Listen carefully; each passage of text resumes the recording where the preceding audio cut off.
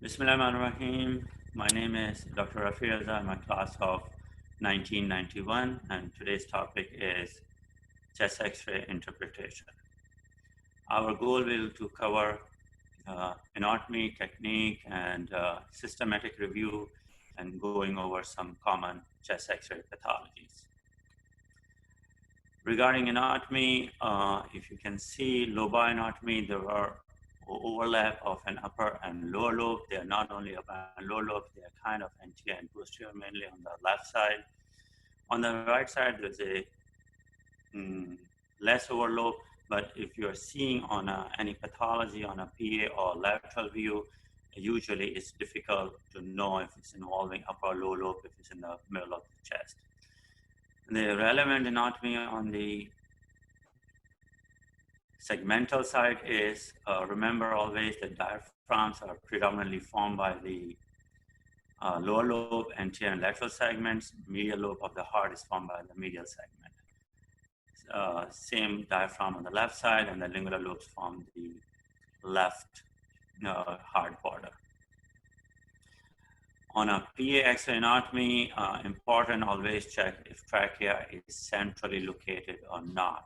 It can be pushed mainly if there is a large pleural effusion, or if there is a lung collapse or prior pneumonectomy, then it will be pulled towards the side of pathology. It can be compressed sometime if there's a large goiter coming down from the neck and compressing the trachea. If you see on the left side, there are three bumps, three convexicities. One is the aortic knob, and that can be enlarged with aneurysm or dissection. May be difficult to visualize in scenario of a aortic injury. The second bump or convexity is pulmonary trunk. Enlargement can be seen with pulmonary hypertension. The largest bump is left ventricle. Enlargement can be seen with the congestive heart failure, left ventricular hypertrophy. There are two concavity between these three convex structures. The first concavity is aortopulmonary window. Usually you lose that when you see a enlargement of any lymph nodes. Pretty common to have enlarged lymph nodes in this area. The second concavity is due to left atrial appendage, and that is can be lost due to left atrial enlargement. Also remember on the left side, there is this soft tissue density linear, is descending thoracic aorta. Enlargement can be seen with tortuosity or aneurysm. On the right side, superior vena cava, although we do not have any definite landmark, but usually form in a nicely at the lower edges of the lower edges of the clavicle, where the brachiocephalic vein comes and form the superior vena cava. Superior vena cava end at the cavo-atrial junction. Again, no definite landmark. How we calculate cavo-atrial junction is two vertebral bodies from the carina. The importance of superior vena cava and cavo-atrial junction is that central line placement, location. So any central line place should be in the superior vena cava, or larger lines like for dialysis catheter, they should be at the cavo-atrial junction or in the proximal right atrium. Carina is the bifurcation of the trachea, and it's important to know where the carina located, mainly ET tube cases. ET tube should be 3 to 4 centimeter above the carina, because if it's less than 2 centimeter, it moves with the neck movement, usually approximately 2 centimeter. Right interlobar artery also on the right side, left side also you can see partially. Again, the importance is related to the catheter placement in the pulmonary artery for pulmonary wedge pressure. It shouldn't be in the interlobar artery. The correct location is the pulmonary right or left pulmonary arteries. Right atrium border is formed by the medial segment of the middle lobe, and the cardiophrenic angle and costophrenic angle should be evaluated. Mainly costophrenic angle blunting can be seen with the pleural effusion. Most commonly, we do PA and lateral view and AP view. So in a PA view, if you see that the X-rays are coming from the back and the patient is facing anteriorly where the heart is close to the film, decreases the magnification. Also, we ask the patient during a PA view to extend the upper extremities so the scapula can be displaced laterally, giving us the opportunity to be able to see lungs clearly. On an AP view, heart is farther from the film, causes magnification as well as the scapula, hindering the visualization of the lungs. APV is only recommended for a patient too ill to come to the department most of the time in ICU patients. Lateral view is complementary to AP or PA view. It helps us to visualize or confirm findings seen on other views. Usually fusion, location of the lung parenchyma, pathology, and position of the mediastinal masses. On these X-rays, you can see clearly on an AP view, the lung bases are not that clear, as well as the periphery of the lungs are not clear due to the scapula. Cardiothoracic ratio is the widest diameter of the heart compared to the inner widest diameter of the rib cage. In a normal adult with a PA view, full inspiratory view, it should be less than 50%, on AP view less than 60%. 4 issues with the quality. Number 1 is the penetration, and how we judge penetration is by looking at the vertebral bodies. They should be visualized as well as the intervertebral disc.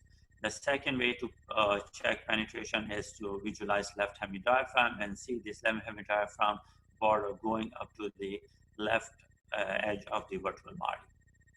In a scenario where the X-ray is underpenetrated, it's going to be more white out, and you can see lung is not visualized behind the heart, and the pathology can be missed. In an overpenetrated X-ray, you can see it's all dark and it's difficult to visualize any pathology. No lung markings are seen. Rotation, we evaluate rotation by seeing a spinous process, and the medial end of the clavicle should be equal distance. Here you can see the left clavicle is very close to the spinous process compared to the right, and this making it difficult to evaluate mediastinum and the heart, as well as overlying soft tissue comes over the lung bases, making it difficult to visualize lung bases also. Lung volume, we ask patient to take good deep breath during the X-ray, and we evaluate if patient took a deep breath or not by looking at the diaphragm. They should be at the level of 9th to 10th posterior ribs or 7 to 8 anterior ribs. In a scenario where a patient failed to take a good deep breath, usually you see a basilar opacification, which causes overcalling of a pathology. The only scenario we perform expiratory view is when we're looking for a small pneumothorax.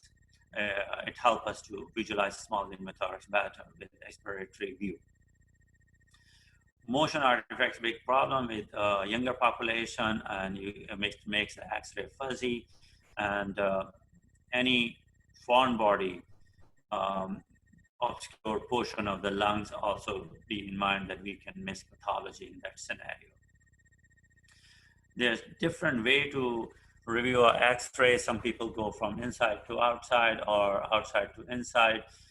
I use ABCDE system. In A, you evaluate lungs, trachea, bronchioles. In a B, bones. Always remember to look at the bones. I know most of the time X-rays are done just to look for the lungs, but bones are also important. C is the circulation, heart, mediastinum, pulmonary trunk. D is diaphragm. A lot of people don't remember to look at the diaphragm. Remember, diaphragm should be evaluated on every X-ray. Everything else means that look at the soft tissue, look at the gastric pupil underneath the hemidiaphragm. Also, any line placements or ET tube placements should be evaluated. Radiology signs. So silver sign means there is a loss of normal borders between thoracic structures. We able to visualize different structure on an X-ray because different structures have different densities, and X-ray passes these structures in a different velocity. When you have a loss of a margin, is usually related to have a same density of the two structures. Here you can see the right heart border is not seen, which is due to the pneumonia in the middle segment of the middle lobe. Here you can see clearly on the lateral view. Air bronchogram sign is when you have gas-filled or fluid-filled alveoli surrounded by a gas-filled alveoli. You can see these branching structures present. This sign helps us to evaluate consolidation, atelectasis, pulmonary edema, and pulmonary hemorrhage. Usually this sign is not present with pulmonary masses unless there is a central pulmonary mass and leading to a post-obstructive pneumonia. Most of the time, cancers are not going to show air bronchograms. Consolidation means when you have a whiteout lung and you are unable to see the background lung structures, versus another terminology which we use in an X-ray is the ground glass changes, where there is a whitening of the lung, but you're still able to see a background lung structures. Here you can see there's a diffuse bilateral lung opacification consistent with consolidation, and you can see air bronchogram. This is a case of a ARDS. Again, I mentioned before that you have to evaluate the rest of the structures, everything else. Here you can see ET tube, which looks in a good position because you can see carina is approximately 4 centimeter from and the right central line. As I mentioned, the vena cava form around at the lower edge of the clavicle, or you can see approximately between first and the second rib anteriorly. And the cavo-atrial junction is 2 vertebral bodies down here. So it looks the central line is in a good position. Meniscus sign means you are seeing a moon-like structure, and on the left side you are not seeing left hemidiaphragm. This usually indicate a pleural effusion. Remember, 150 ml of fluid is needed to see on an erect X-ray. A small amount of fluid can be seen if you do a decubitus X-ray or on a lateral view. On a decubitus X-ray, you put the patient on the side of pathology where you can see nicely layering of a fluid with lung. Here you can see again a nice big meniscus sign. Decubitus X-ray also helps us to differentiate between loculated fluid versus non-loculated fluid. Loculated fluid is not going to layer, not going to be a free fluid, flowing fluid, and usually it's not going to show you a nice meniscus sign. Here you can see it making an obtuse angle with the lung, and looks like there's this mass or this opacification is pushing lung medially. If there's an air present, like in the CT, it helps us to evaluate and to help the diagnosis of empyema. Lung abscesses are the collection of a pus within the lung due to necrosis. Most common cause is Staph aureus, but in immunocompromised patient, you can see fungal infection also. The reason I present lung abscess with empyema, because sometimes when they're located in the lower lobes, it's not easy to differentiate, and you may need to do CT scan to differentiate. Because the treatment is totally different. In a lung abscesses, you do a prolonged antibiotic and postural drainage. Empyema, you need transthoracic or surgical drainage. Pulmonary edema, where there is a hydrostatic pressure increase, most of the time due to hypervolemia, seen with the renal or hepatic failure, or CHF, where there is a left ventricular dysfunction.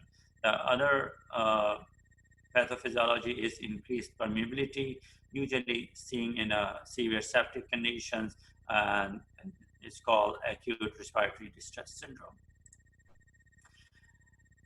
Congestive heart failure, there's a good number of findings which you see. Congestive heart failure, cephalization means that most of the time these interstitial lung markings are supposed to be far more present in the lower lobes and the upper lobes due to the gravity. But in a congestive heart failure, this ratio kind of reverts. You're going to see equal number or more number of interstitial lung markings. Pulmonary arteries will be enlarged. Interstitial lung markings, which is part of the cephalization, is just the process is reversed, and you're going to see a lot of interstitial lung markings in both lungs. Peribronchial coughing, you will see increased whiteout around the bronchioles. Cardiomegaly, definitely part of the congestive heart failure. On this X-ray, you're not seeing a pleural effusion, you're not seeing blunting of the CP angle, which is also a part of the, you can see with significant fluid overload. And the curly V lines means that there are perpendicular lines from the edge of the chest wall. And these are called pulmonary curly V lines seen with pulmonary edema. Bat wing edema is a little bit different kind of a pulmonary edema where you see more opacification in the perihilar region, and our understanding is limited with respect to pathophysiology, but most commonly seen with the rapidly developing pulmonary edema with mainly cardiogenic pulmonary edema. Here you can see also predominantly periphery are spared. Unilateral pulmonary edema, also not uncommon. Most of the time is seen when patient is laying on one side and is more gravitational. The other scenario you can see is the re-expansion pulmonary edema, usually seen with after pneumothorax or thoracocentesis. If you take a large amount of fluid, fast re-expansion of the lung can cause a re-expansion pulmonary edema. In my practice, my magic number is 1500 ml. Usually I don't take fluid more than 1500 ml, and the rate of re-expansion edema is minimal.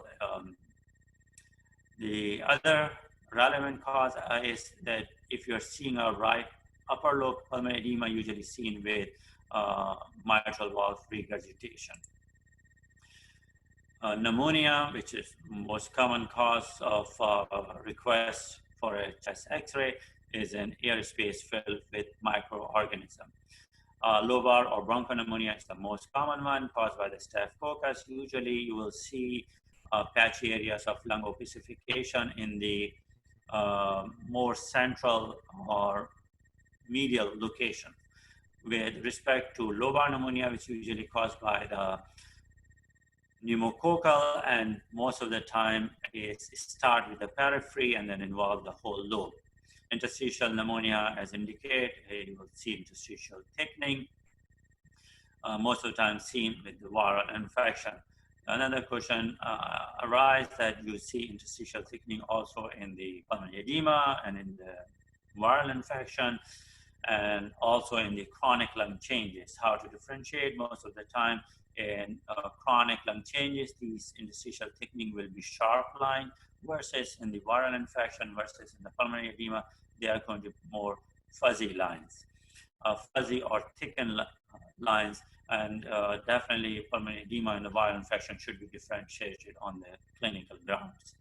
Aspiration pneumonia is seen with the gravitational flow of the aspirate, most of the time seen in the older population, and because of the anatomy, good number of times whenever you see a right lower lobe pneumonia in an older population, always think of aspiration pneumonia. Diffuse pulmonary infection seen with the community-acquired mycoplasma or with immunocompromised patients. Here, a nice example of a pulmonary bronchopneumonia, where you can see patchy lung opacification, more centrally located. Here is a lobar, whole lobe is involved, and diffuse pulmonary edema, bilateral opacification with very nice depiction of the air bronchogram.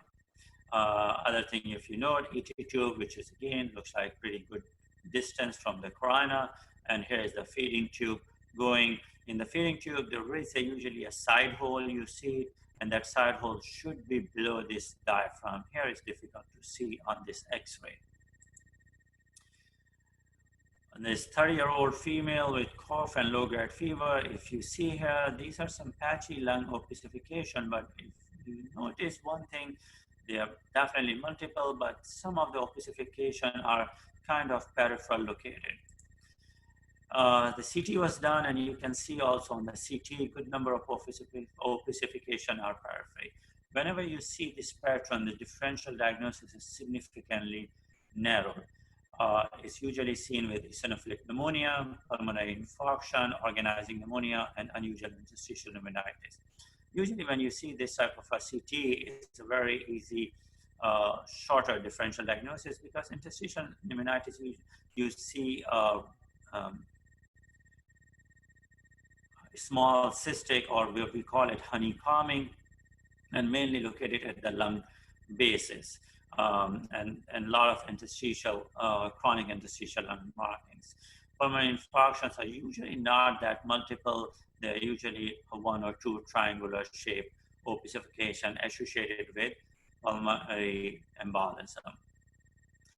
How you're going to differentiate organizing pneumonia versus eosinophilic pneumonia? Usually you can check CBC, you will find eosinophilia, and on the bronchoalveolar lavage, you will see eosinophilia as well. And usually you can do other tests like Nielsen stain to exclude tuberculosis, mainly in the higher risk areas also. Another opacification with the air bronchograms. Here you are not going to be able to differentiate if it's due to pneumonia or due to pulmonary hemorrhage. The easier way to diagnose is again clinical history and lab findings. Patient will be presenting with hemoptysis and dropping hematocrit. Changing from lung opacification to the lucent areas, there are multiple lucent cystic and non-cystic areas. Most of the time is like how they present. Cavitary are a little bit more thicker than the plain cyst, and bulla has no definite, you're not going to see a definite wall in it. Pneumothorax, usually you see it after post-infection or intubation. Valve are subpleural, less than 2 centimeter thin wall spaces. Most of the time, cysts and bullas are seen with emphysematous changes. We'll talk more about the cavitary lesion. There's a long list of differential diagnosis of a cavitary lesion. I'll go over a few. One thing you have to remember that whenever you're looking at the cavitary lesion, you need to evaluate that if the wall is thickened or not, and wall has nodularity or not. Here, although it's difficult to see the wall, but you can see a fluid level, so definitely there is a cavitary lesion. So if the wall thickness is less than 7 millimeter, it indicates a benign lesion most of the time, and the wall thickness is more than 2.4 centimeter, it indicates most likely malignancy.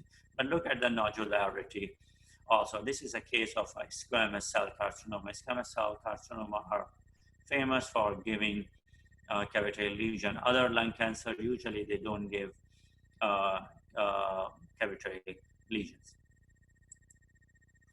Pulmonary tuberculosis, usually in the primary tuberculosis, X-rays will be negative, except once in a while you can see some calcified lymph nodes. On a post-primary tuberculosis, you are going to see some nodular opacification and some cavitary lesion. You can see one here, one tiny cavitary lesion here. The most important way to differentiate a chest X-ray of a pulmonary tuberculosis versus other opacification is the location.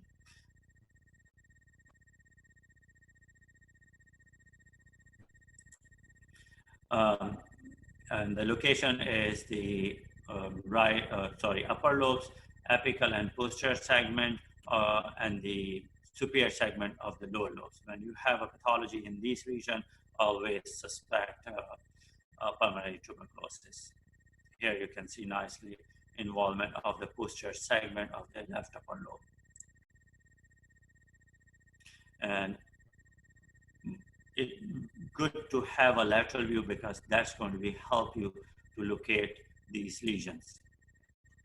Miliary tuberculosis, luckily, is a rare complication of a tuberculosis because it has a high mortality. you will see millions of tiny, tiny nodules. The other differential diagnosis is metastasis. Good number of time is from thyroid metastasis. You can see histoplasmosis. Histoplasmosis is kind of limited in the Midwest of America, and varicella pneumonia also can present, which can be differentiated with the history. If you see on this X-ray, there are multiple nodules. Some of the nodules looks like have a cavitation. Some nodules are sitting kind of peripherally. And here on a CT, you can see a peripheral cavity lesion. So if you have a patient with multiple nodules, some of them cavitary, and they are located periphery, and they are small in size, and if you can combine these X-ray findings with a patient clinical history of IV drug user, as septic emboli are the most commonly seen with IV drug users. Aspergilloma is another easy X-ray diagnosis, as Aspergillus infection happens in a pre-existing pulmonary cavity, most commonly seen with the sarcoidosis or tuberculosis. The good way is that to recognize that there is a lucency around the fungus wall. So it forms a fungus wall. This is not attached to the cavitary lesion. So if you change the position of the X-ray, if you do a decubitus X-ray, you will see this migration of the lucency, or the migration of this fungus wall. Once you prove that, then it's an easy diagnosis of aspergilloma. Pneumomediastinum is the extraluminal air in the mediastinum.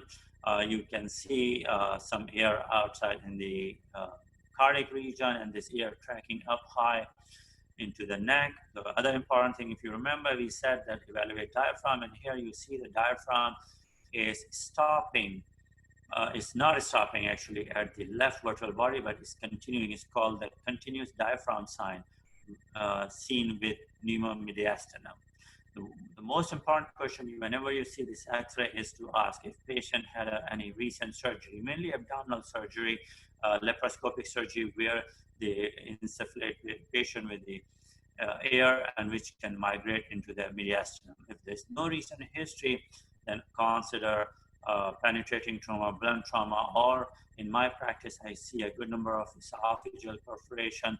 And remember, with esophageal perforation, when you see all these mediastinal layer, you will see some opacification most of the time in the left lower lung region. Other common cause in my practice is asthma, and most of the time you will see far more air in the upper mediastinal and lower neck region. To differentiate a pneumopericardium is that air will be confined to the heart. And here you can see ET tube is in the wrong position because it's the crina, so it needs to pull back. Small pneumothorax are not easy to diagnose, so always carefully evaluate lung abscesses, mainly when the suspicion is high, mainly when there is a trauma or a post-biopsy. But even spontaneous pneumothorax are seen mainly in the young patients. So the way to evaluate is that you will see a visceral pleura separate chest wall. I know it's not easy to see, but you may need to sometimes magnify or use a magnification glass to evaluate. And the other important thing you have to look is that these lung markings are not crossing this visceral pleura. They are stopping there. Some of the lung markings you should be able to see going up to the far, but they stop here. So there is a small pneumothorax. The other issue which you need to address when you diagnose a pneumothorax is if it's a simple pneumothorax or tension pneumothorax.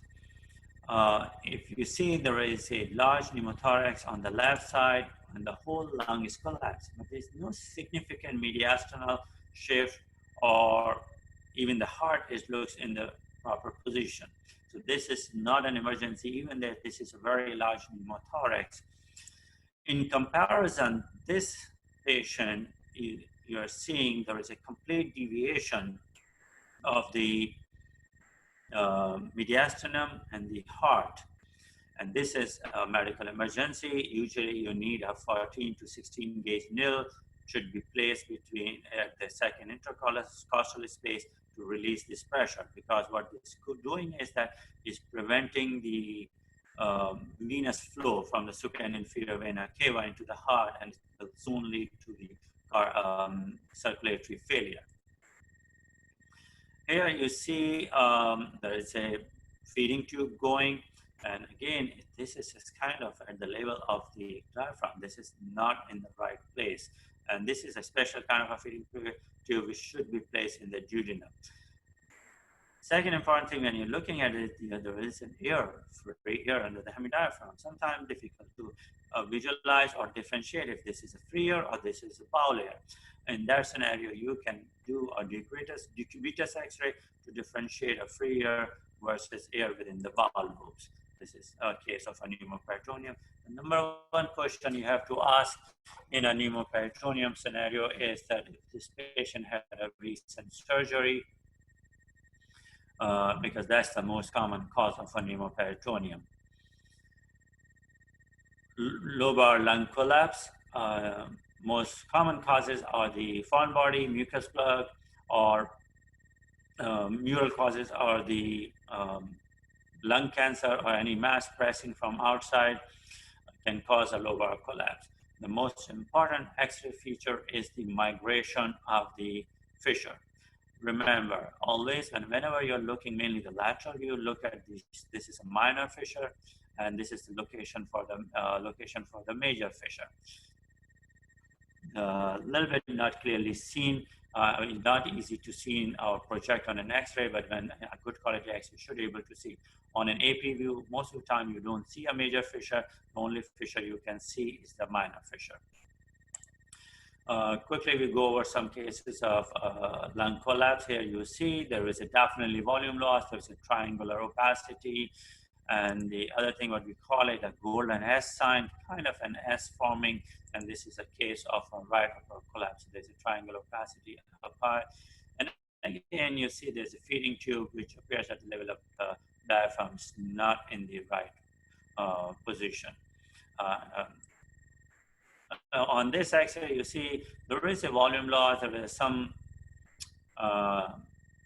decreased lucency of the lung, and if you check carefully, there is a triangular opacity up in the left apex. Although it's not that easy diagnosis of a left upper lobe collapse, but you need a lateral view in this scenario where you can see nicely this fissure is supposed to be far back here, and it's migrated so much anteriorly. Very easy diagnosis when you have a lateral view. On this X-ray, you see again triangular opacification. You are not seeing a left hemidiaphragm. Remember, always evaluate a hemidiaphragm, but you still can see the left heart border. So it indicates that lingular lobe is not involved here. This is a scenario of left lower lobe collapse. In this also, if you have a lateral view, this fissure should be here. And if you see the right-sided fissure, major fissure, you still can see it here. But this one migrated from here to here. Very easy diagnosis on a lateral view. Again, triangular opacity, diaphragm is not seen, some volume loss. If you see whenever these features, always think of a lobar collapse. Here you are seeing even the shift of the mediastinum. This is right lower lobe collapse. Very easy diagnosis once you have a lateral view, because this fissure is supposed to be here and now lying down far down in the lower lung region. If you see, we are not seeing clearly right heart border. There's a triangular opacification. I don't know, maybe there's a middle lobe pneumonia, although the most important thing here, you look at it, that this just looks like diaphragm is elevated. So we are seeing some volume loss. So whenever there is a volume loss, always think of a lobar collapse, because in pneumonia, you're not going to see, you shouldn't be seeing volume loss. This is the middle lobe collapse, but once you have a lateral view, that's such an easy diagnosis, because this minor fissure is supposed to be here, but it's migrated from here to here, and this major fissure is supposed to be here, it's migrated here. Very easy diagnosis once you have a lateral view. On this X-ray, if you see, it's kind of more dark, although the quality is not bad, because how we remember we evaluate quality is by looking at the vertebral bodies. We tend to see the vertebral bodies. We are seeing intervertebral body discs. So this darkening is not related to quality. And then if you see, there is a lung markings are missing here, lung markings are missing here, and this is also you see kind of a tubular shape part. The hemidiaphragms are kind of depressed.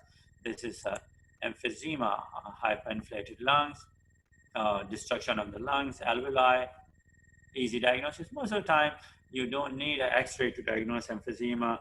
This is more easily diagnosed clinically.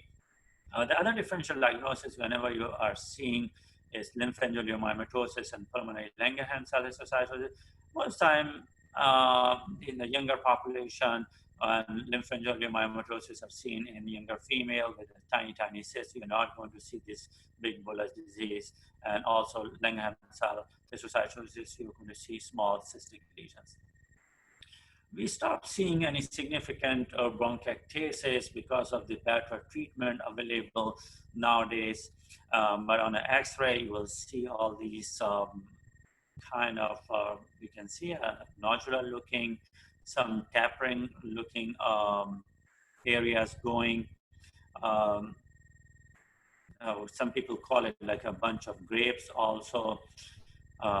So this is definitely a huge dilatation of the bronchioles, but one way to know subtle cases of bronchiectasis is to look at the artery and bronchioles.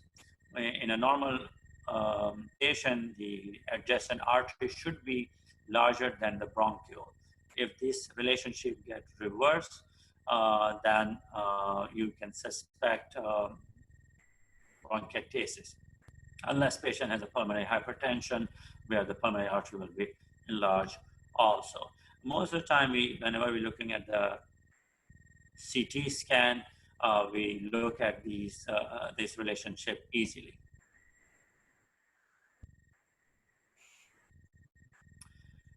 Lung nodule is an important topic.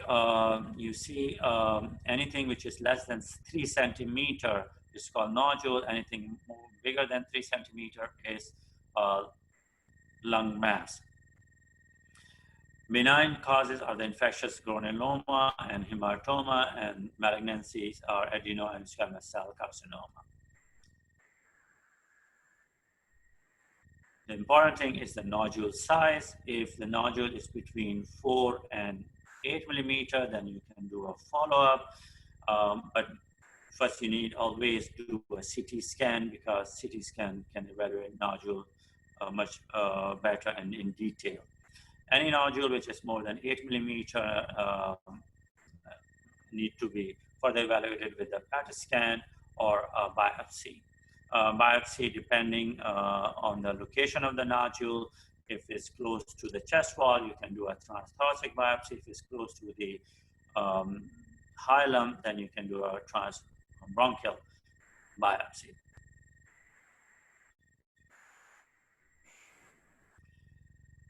So other thing what you need to evaluate on a lung nodule is look at this any calcification associated. In this nodule, you see a small calcification. Also, sometimes difficult to see on a X-ray, but on a CT you can see easily if it's containing fat. So any nodule which contain a calcification in a fat, probably you are dealing with hematoma. The second thing you need to remember that lung cancers are pretty rare in younger population. So if the patient is less than 35-year-old or even less than 40-year-old, always put the infectious granuloma or hematoma on higher differential diagnosis versus lung cancer.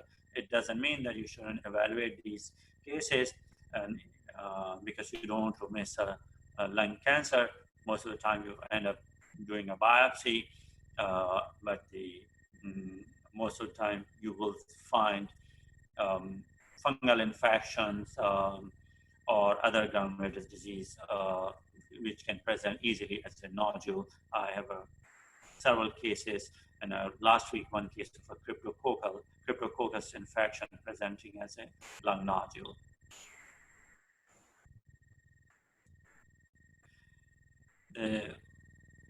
On this X-ray, you can see it's kind of a lobulated appearance, or you can see a popcorn appearance. So whenever you see a popcorn appearance in a nodule, although it's a rare, but also look at the rest of the X-ray. It's hard to see, but there is a nodule here, which I am magnifying here. You can see the nodule. This is a very common spot where under the diaphragm where you can miss a nodule. And the reason is that because the anterior diaphragm is pretty high compared to the posterior diaphragm. So any nodule which is looking in the posteriorly can be easily missed on a AP or PA X-ray. Again, that's emphasized the importance to need to have a lateral view. So, so we should not miss these pathology. Here you can see kind of a little bit lobulated structure, but the most important thing on this X-ray, on a CT to look at it, that there is a large draining vein, and this is another nodule which we were having a hard time to see under the diaphragm on a chest X-ray. This is, you are dealing with AVM, and the most important thing is that once you know this is AVM, you're not going to go and do a biopsy, because it's going to be a catastrophe if you end up doing a biopsy on this. So evaluation with always when you're evaluating a lung nodule, you should do CT with contrast. Once you are following a nodule, you can do without contrast, but the first CT should be with contrast. If you have a multiple AVM, that can be due to hereditary hemorrhagic telangiectasia. On this X-ray, you're looking that there is a hyperlucent lung. Penetration is fine. You can still see intervertebral disc spaces. Here you see some opacification. But otherwise, maybe I'll call it some pneumonia going on. I'm not going to call anything else. But suddenly I realized we did the CT scan and there's a big lung nodule sitting here, which was hiding behind this EKG lead. So remember, before taking an X-ray, remove all the hardware, which are whenever possible. Otherwise, there's always a possibility. We had also a few years back a case where we almost missed a lung nodule because it was hiding behind the EKG lead.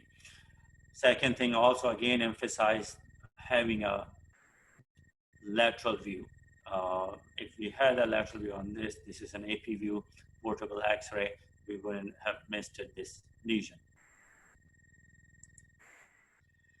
On this X-ray, again, portable view, low lung volumes, but we definitely can see there is something in the left hilar region. This is a small cell carcinoma, which are far more centrally located cancer. And here you can see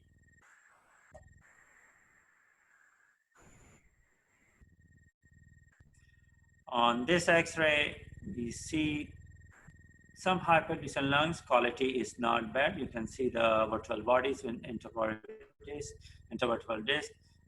It's an AP X-ray, so it's subtle rotation. But if you see carefully, that there is some opacification behind the heart, and also you see you're not seeing clearly the left hemidiaphragm is not sharp. That's why I was emphasizing that always look at the diaphragms clearly. And there was a big mass sitting behind the heart. So other thing you can see, it looks like this left mainstem bronchus is kind of pushed anteriorly. So always remember to look at the secondary sign, and this is definite fullness in the left hilar region. The other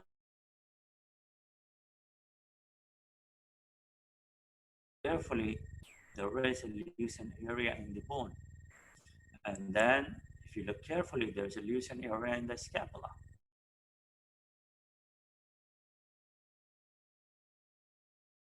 So again, once you're evaluating a chest X-ray, look at it carefully. Bones on a CT, you can see there is an erosive lytic lesion in the ribs, and here's a big erosive lesion in the scapula. Metastasis can be lytic or plastic.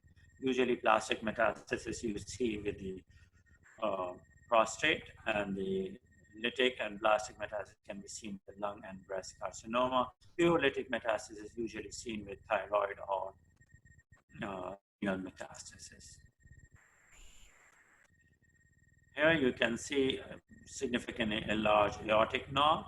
Remember we talked about the aortic bumps, and this is due to large aortic aneurysm. But the most important diagnosis you need to remember to exclude dissection, as ascending thoracic dissection has a very high mortality rate.